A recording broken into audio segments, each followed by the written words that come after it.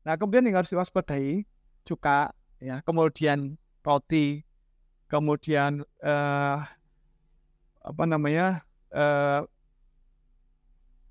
mie instan, instan noodle, sushi, kemudian bumbu masak, ya, termasuk grafis, kecap, dan lain-lain. Ini kita bahas satu persatu ya.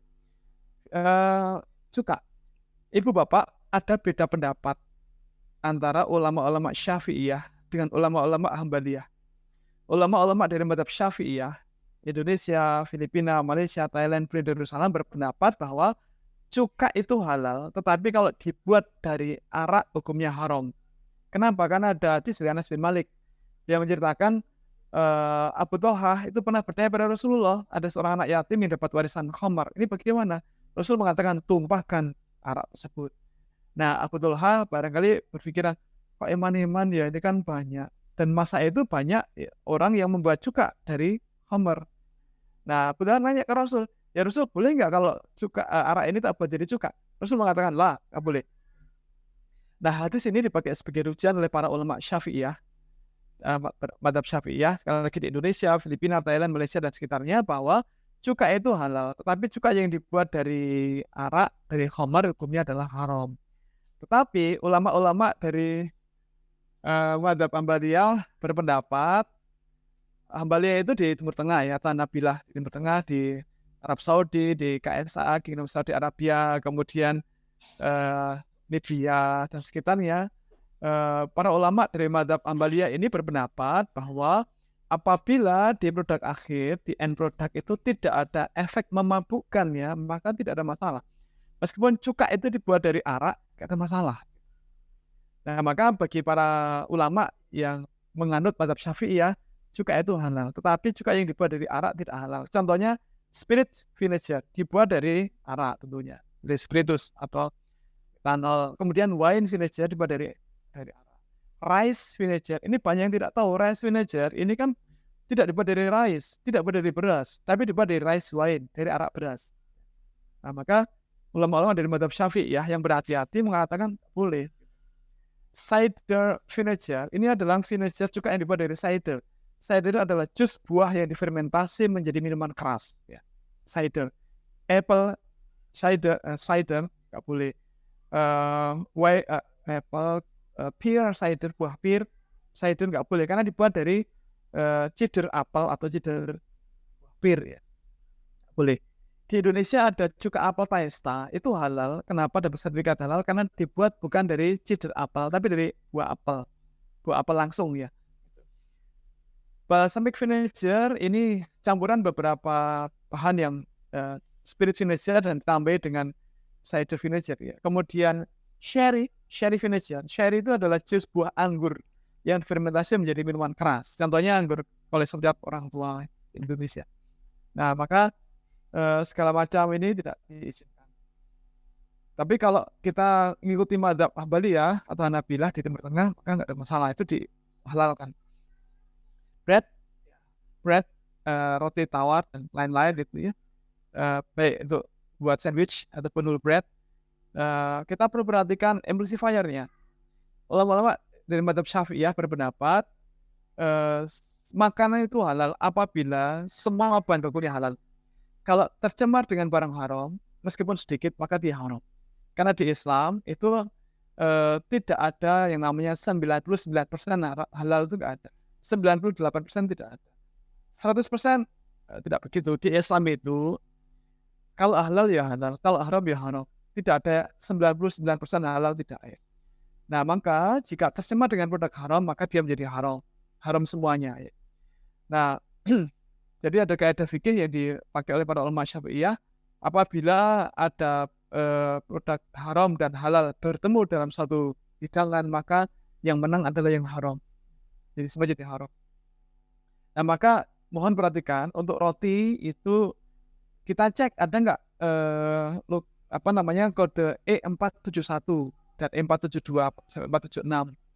Kode E itu bukan kode babi. Tahun 2010 sempat ramai sekali di Facebook waktu itu orang ada orang yang tidak ahli pangan tetapi membuat tulisan seperti ahli pangan. yang menuduh waktu itu es krim Magnum itu tidak halal karena ada kode babi. Dia mengatakan bahwa itu haram karena ada kode babinya, itu 471, 472. Mohon maaf, ya kita jelaskan waktu itu. Kode E itu bukan kode babi, tapi kode bahan tambahan pangan. Jadi di dunia ini ada INS, ada International Numbering System. International Numbering System, sistem penomoran internasional untuk food additives, bahan tambahan pangan. Ada bahan pewarna, pemanis, pengawet, penstabil, pengemulsi, anti-caking agent, dan yang lain-lain, dan itu tidak identik dengan yang tidak halal atau babi. Mohon maaf kalau putus-putus ya, internet saya agak kurang stabil. Nah, kode E itu bukan kode babi, tapi kode bahan tambahan pangan. Kalau di Eropa, diawali dengan huruf E, karena Europe. Kalau di Amerika, kodenya diawali dengan huruf U, karena United States. Kalau di Australia dan Selandia Baru, diawali dengan huruf A. A dengan 3 angka berikutnya. Ulangi, untuk Australia dan Selandia Baru, itu dengan huruf A, Australia, dan New Zealand, A, itu 3 angka. Kalau Europe, Eropa pakai huruf E awalannya. Kalau Amerika dengan huruf U, United States. Ini sama sekali tidak identik dengan babi. Tapi memang hati-hati dengan E471 sampai 476. 471 sampai 476 itu kode untuk bahan pengemulsi atau emulsifier. Ini dibuat dari asam lemak. Asam lemak itu dihidrolisis dari lemak. Maka status skalanya tergantung lemak yang dipakai. Kalau dia berasal dari lemak nabati, maka dia halal. Kalau dibuat dari lemak babi, maka dia haram. Kalau dibuat dari lemak hewan halal yang disembelih secara syar'i, maka dia halal. Kalau dibuat dari lemak hewan halal yang tidak disembelih secara syar'i, maka dia haram. 471 sampai 476. Kemudian juga kode 441. 441 itu kode untuk gelatin. Gelatin sekali lagi dibuat dari tulang atau kulit. Nah, kalau dibuat dari tulang atau kulit babi, maka dia haram. Dibuat dari tulang atau kulit ikan, misalnya ikan pari, maka dia halal. Dibuat dari tulang atau kulit hewan halal, maka tergantung cara penyembelihannya. Kalau disembelih secara syar'i, maka dia halal. Kalau tidak disembelih secara syar'i, maka dia haram. Kemudian di roti tawar itu juga kadang-kadang ada tambahan spirit finisher. Orang-orang Eropa itu kan suka yang agak kecut-kecut ya, makanya mereka suka dengan yogurt, susu asam ya, kefir dan yang lain-lain, agak kecut-kecut itu ya. Nah, maka roti tawar pun dibuat dengan tambahan pengecut, acidifiers, ya, bahan pengasam. Nah, karena yang dipakai adalah cuka. Nah, kalau menggunakan spirit finisher maka tidak diizinkan kita konsumsi. Ini kalau kita ikut pendapat dari ulama-ulama Syafi'iyah. Nah, kalau ulama-ulama Hambaliyah, ini emulsifier dari babi nggak ada masalah. Iya, memang begitu. Bapak Ibu, mohon maaf. Masih ingat ketika umroh atau haji kemarin ya, kan banyak yang jualan coklat kerikil. Di sepanjang itu di Miswalah kan banyak. Atau di restoran Bin Dawud, restoran, supermarket Bin Dawud, itu kan banyak coklat-coklat impor. Di situ ada yang pakai gelatin, ada emulsifier gitu. Nah, kenapa diizinkan masuk ke Saudi? Karena di Saudi, ulama-ulama Saudi zaman sekarang ini kan didominasi oleh para ulama dari mazhab Hambaliyah. Ulama-ulama Hambaliyah itu menggunakan kaidah fikih namanya istihalah. Istihalah itu adalah berubahnya hukum karena perubahan sifat sebuah benda dari sifat asal ke yang sekarang. Yang namanya emulsifier itu sudah sangat berbeda dengan daging. Daging babi haram, iya, tetapi emulsifier bisa karena sudah sangat berbeda, maka para ulama dari mazhab Hambaliyah tidak mempermasalahkan emulsifier dari babi, termasuk spirit finisher tidak masalah, karena di produk akhir tidak ada efek memabukkan. Jadi ini menarik. Nah, tetapi memang kalau kita mau hati-hati, karena kita orang Indonesia, mazhabnya Syafi'iyah, ya kita pilih yang ada logo halalnya. Kalau tidak ada, ya kita pilih yang ada tulisan atau informasi suitability for vegan or vegetarian. Tetapi tetap harus dilihat ada nggak arak. Yang kedua, yang ketiga, mie instan. Mie instan termasuk yang di Korea ini harus hati-hati karena kadang-kadang ditambah dengan lemak binatang. Dulu guru saya, Profesor Suparno itu pernah melihat di kemasan roti di Australia itu ada tulisan, jadi di kemasan itu ada tulisan lam alif ro dal. Bacanya apa? Halal bukan halal. Bukan hak lam alif lam, tapi lam alif ro dal. Bacanya lard, LARD. Orang awam mengatakan ini halal, ada tulisannya Arab. Tapi dulu bacaannya apa itu? Itu kan bukan halal tapi lard. Lard itu lemak babi. Nah, tentu jadi haram. Kalau telo itu kan lemak binatang. Nah, lemak binatang ini jadi binatang apa? Lemak babi haram. Bukan lemak babi. Kalau lemak sapi dan lemak kambing, ini bagaimana cara penyembelihannya kan? Maka hati-hati. Termasuk kadang di mie instan itu ada chicken ekstrak, bacon ekstrak. Nah, maka lebih aman kita pilih yang bersertifikat halal. Kalau tidak ada, kita pilih yang ada logo suitable for vegetarian. Tapi tadi ada nggak turunan arak di situ? Kemudian sushi dan seafood, termasuk sashimi, norimaki, uramaki, sushi, nigiri, dan seterusnya. Ini bahasa planet Jepang. Oke, nah hati-hati. Termasuk dulu waktu di Glasgow pengen beli sushi di Tesco atau di Sainsbury atau di Asda waktu itu. Nah pas mau beli seperti biasa kita lihat di ingredient list ya, itu di bagian bawah, cek di bawah itu, wah gak bisa dimakan. Kenapa? Karena ternyata ada sake di situ, ada mirin, ada brandy, ada whisky. Jadi ya yang namanya sushi itu kan produk olahan ikan. Ikan laut itu pasti amis. Nah kadang untuk menghilangkan bau amis ikan itu digunakanlah arak. Nah kalau yang digunakan arak ini arak dalam bentuk apapun itu, kalau arak nggak boleh. Sake, mirin, brandy, whisky, spirits, angciu, biciu, dan seterusnya nggak boleh. Nah maka pilih yang tidak menggunakan arak-arakan begitu. Pas dapat tugas ke Miyazaki untuk menyampaikan materi di depan ya orang-orang Jepang itu, bagaimana tentang memproduksi makanan halal, terutama untuk persiapan Olimpiade 5 tahun yang lalu ya. Masih 5 tahun itu kesananya 5 tahun yang lalu. Ya kita sampaikan bahwa harus hati-hati, orang Islam itu tidak bisa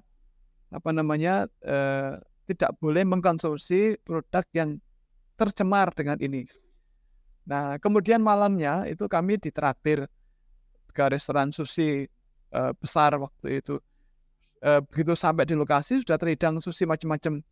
Nah saya enak-enak saja begitu, karena di samping saya ada sahabat saya Profesor Yuni Irwanto. Beliau dulu lama di Jepang, 5 tahun di Jepang, sampai hafal sekali kanji Jepang ini, yang ada babinya yang mana, yang ada arak yang mana, hafal sekali. Dia mengatakan, Dinanung ini aman, ini aman, ini aman, ini jangan. Oke, siap. Jadi beruntung temennya banyak.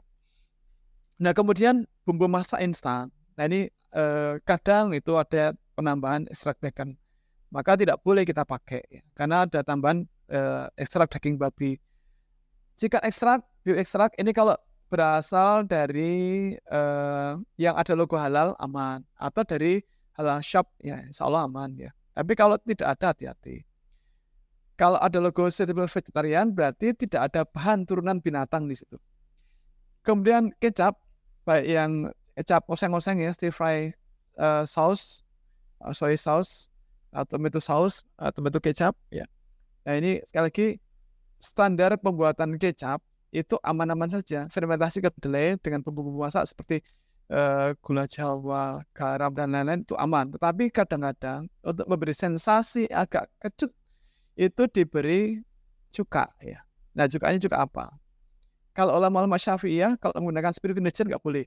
Kalau ulama Ambaliyah nggak ada masalah. Emang ada orang minum kecap kemudian mabuk? Kan nggak ada. Maka kecap itu halal menurut ulama dari mazhab Ambaliyah. Tetapi hati-hati kalau ada animal extract. Nah ini sekali lagi, ini animal extractnya ekstrak binatang apa? Kalau babi, bacon extract atau ya biasanya bacon extract itu maka dia dari babi, nggak boleh. Kemudian, nah ini dulu waktu kepengen ya kalau pulang ke tanah air kan setahun sekali ya, akhir tahun itu pulang, kemudian bawa instan grafis semacam ini, bukan semacam ini. Dulu kan cari yang bawa sertifikat halal ya, yang punya sertifikat halal seperti dari Indofood itu kan banyak yang sudah halal. Tapi begitu sudah sekian bulan kan habis. Nah kemudian pengen cari lah menu-menu baru di Tesco. Ketemu yang macam-macam ini Tesco. Tapi kemudian ya ini ada yang pakai arak, ada yang pakai nggak boleh, ada yang pakai ya ya kalau menggunakan red wine, menggunakan white wine, sherry nggak boleh, atau menggunakan rasa ekstrak binatang nggak boleh. Kemudian berikutnya minyak goreng. Ya, minyak goreng gitu juga kadang-kadang kita cek bahan pengemulusnya bagaimana, ada ekstrak binatang apa tidak. Mayonnaise, nah mayonnaise kan ada pengecut acidifiers, bahan pengasam. Nah kadang pakai spirit vinegar, wine vinegar.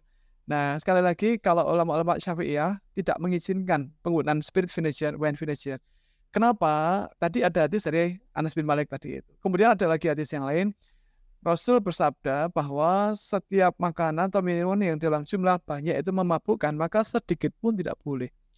Maka kalau ada bahan ini, ulama-ulama Syafi'iyah tidak mengizinkannya. Tetapi ulama-ulama dari mazhab Hambaliyah, lagi yang di Timur Tengah ya, itu tidak mempermasalahkan. Kenapa? Karena namanya orang makan mayonnaise itu nggak pernah ada yang mabuk. Maka nggak ada masalah bagi para ulama dari mazhab Hambaliyah. Nah, butter ya, margarin, ini emulsifier. Emulsifier itu adalah bahan yang dipakai agar bahan-bahan yang berkadar lemak atau minyak tinggi itu bisa campur dengan air. Maka digunakan emulsifier. Nah, jadi di mentega dan margarin itu kasusnya kurang lebih sama ya. Ada nggak penambahan emulsifier dan lemak binatang? Hati-hati. Nggak ada itu. Hati-hati dulu pernah diundang teman-teman di Aberdeen. Ada yang pesan waktu dijemput, Mas Hanung, tolong nanti disampaikan tentang lard. Itu kenapa? Ya karena kemarin itu pengajian, tuan rumahnya membuat suguhan roti itu pakai lard, Mas. Nah saya bilang kalau itu dari lemak babi malah marah-marah dan sampai sekarang beliau malah nggak pernah menyapa saya lagi katanya. Ya hati-hati dengan lard. Lard itu kadang dijual bersebelahan dengan butter, dengan margarin, dengan cheese ya keju. Hati-hati. Sandwich bread ini kadang-kadang tengahnya itu ya kadang ada itu apa namanya irisan ham, bacon, kemudian wine vinegar, hati-hati. Hindari yang menggunakan bahan-bahan turunan binatang, hindari yang menggunakan cuka-cuka yang tidak halal dan seterusnya. Kebab resto. Ini waktu di Glasgow itu ada beberapa restoran kebab. Ada 2 yang laris dan 1 yang sangat tidak laku. Kenapa? Belakangan saya tahu dari teman dari kemudian waktu itu sering numpang sholat di Masjid Sumsa Strathclyde, jadi Mosque Student Association. Teman-teman Sumsa mengatakan itu kan dicampuri babi. Nah makanya kemudian tidak laku. Awalnya lagi keras, tapi kemudian nggak laku lagi karena orang tahu ini ngapusi. Hati-hati. Coklat, nah ini coklat hati-hati ibu bapak. Coklat apalagi di Tronton itu kan gudangnya coklat ya. Tronton. Bacanya gimana di Tronton. Nah, dulu waktu mau pulang ke tanah air kan pengen bawa oleh-oleh coklat ya. Jadi ternyata memang kalau orang dari luar negeri pulang itu oleh-oleh coklat hampir selalu itu. Kenapa? Kenapa kok bukan yang lain? Kenapa kok coklat? Ya alasannya jelas.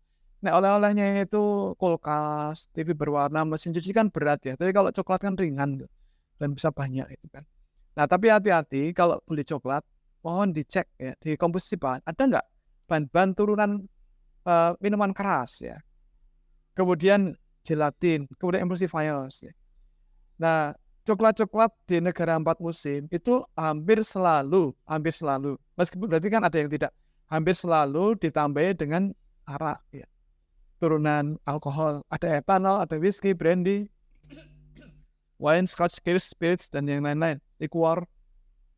Kenapa? Karena arak atau produk olahan dari alkohol, minuman beralkohol ini itu dipakai untuk membuat agar coklat itu tidak sekeras batu di musim dingin.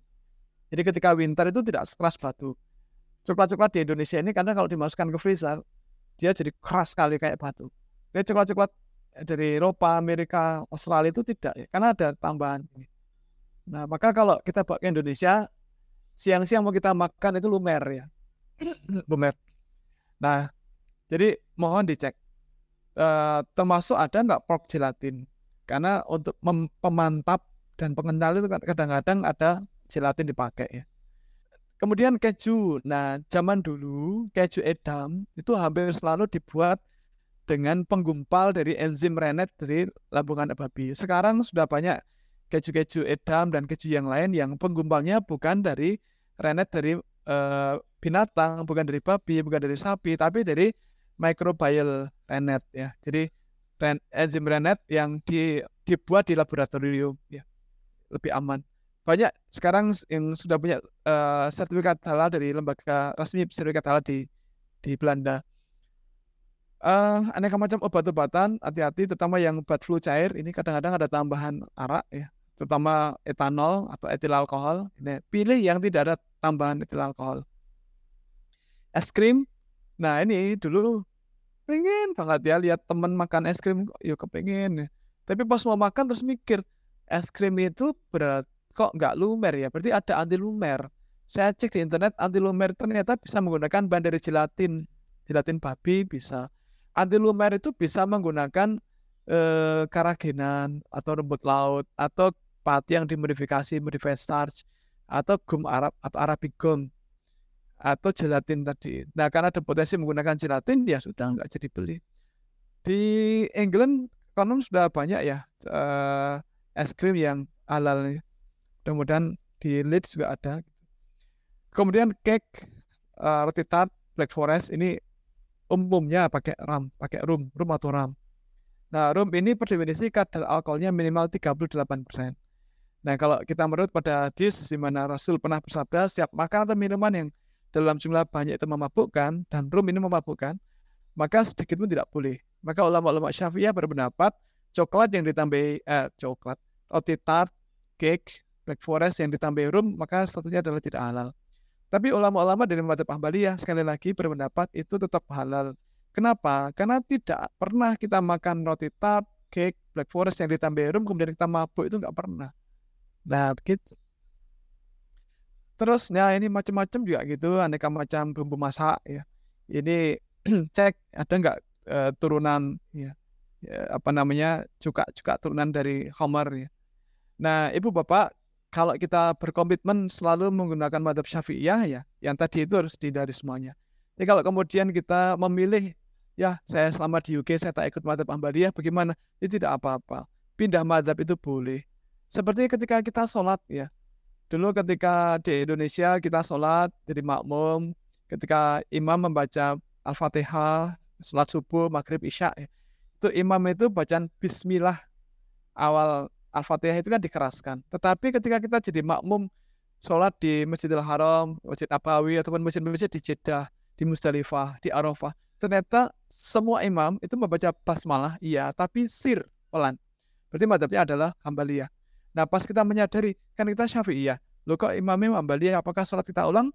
Tidak. Jadi ulama-ulama Hambaliyah semuanya benar. Maksudnya tidak kemudian, salah, beda dengan Syafi'iyah, tidak. Ulama Syafi'iyah benar, ulama Hambaliyah benar, ulama Malikiyah ya benar juga. Buktinya apa? Buktinya ya ulama-ulama kita belajar sampai ke sana. Ulama-ulama kita di Indonesia Syafi'iyah belajar sampai ke Arab Saudi, berarti madhabnya Hambaliyah. Ustadz Abdul Somad belajar di Maroko, madhabnya Malikiyah, ya nggak apa-apa, ya gitu. Jadi pindah madhab itu boleh.